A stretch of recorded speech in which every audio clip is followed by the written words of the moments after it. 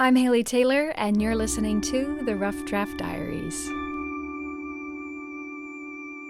My first question to every Rough Draft Diaries interview is for the interviewee to state their name and then what they do within the community. And my favorite part is to hear how creative the answers get when a certain guest may not have a traditional 9 to 5.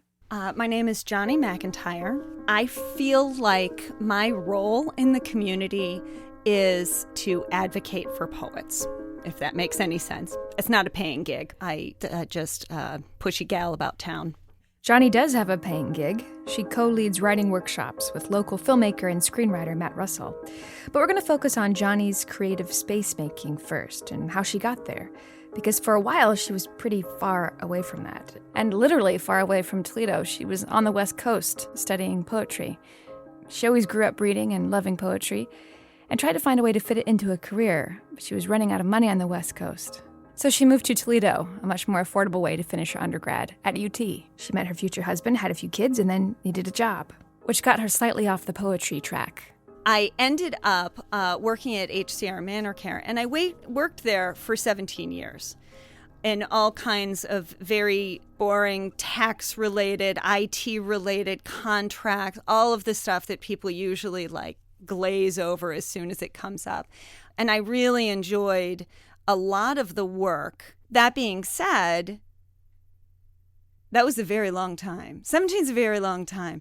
So it did get to a point where I started to realize that corporate culture kind of becomes its own thing. And it doesn't matter how good the people in it are, but it kind of beiges out everything. Johnny became most acutely aware of this when a close friend, who was also a writer, started describing his own struggle between balancing his passions with his 9 to 5. He was saying, he had noticed that he would, in the morning, he would get up. He's a morning person. He's full of energy. He's got all this, all these ideas, and then he'd rush off to work. And the motivations were in other directions, right? And so all of his energy got scattered in these negative ways. And so he felt by the end of the day, he would come home and he would feel depleted. He was like, I am giving all of my good energy to this stuff that is not giving anything back to me. It's not making me better at my job. It's just making me resentful of it. And I realized that I was sort of doing that. So naturally, Johnny decided to stay in the job for another 3 years. She had young children, her husband had experienced similar work issues, and she felt like she had to make it work somehow. She made a list of all the things that she liked. That was connections to other people, service work, and building something in long form, learning a craft over a period of time. So through the work calendar, she started creating programs and events, trying to feel like she was creating something new or doing something. Except that didn't work either. And I really sort of hit that point where I could feel myself just spinning. I was just constantly doing everything and then feeling like it all was just sort of vaguely not quite getting there. And I am by nature a person who is full of energy. I like projects and I like doing things and I like getting stuff started and getting people excited about stuff. That was not working. That was not happening for me at work. So Johnny decided to broach the issue with her family.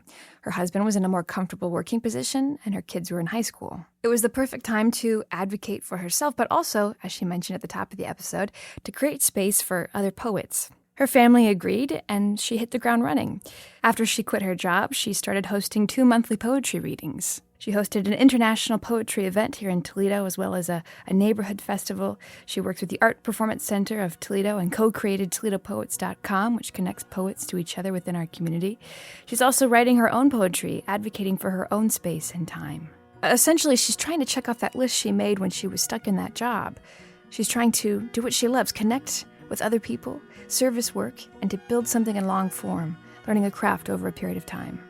Well, I think I'm honing what it is I'm trying to do here. It's more like, okay, let's open these doors. Let's find ways to open these doors. But then I personally need to focus on my own thing and validate myself enough to say that I am an artist and this is what I do, and it deserves time and it deserves focus.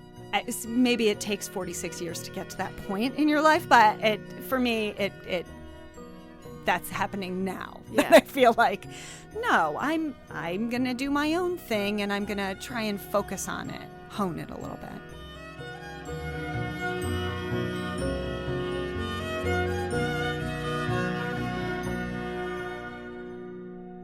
So yeah, that's Johnny's story on the Rough Draft Diaries.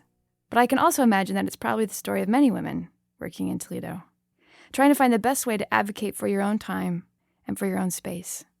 I don't have the perfect answer of how to do that, but I hope this episode can show you that you're not alone.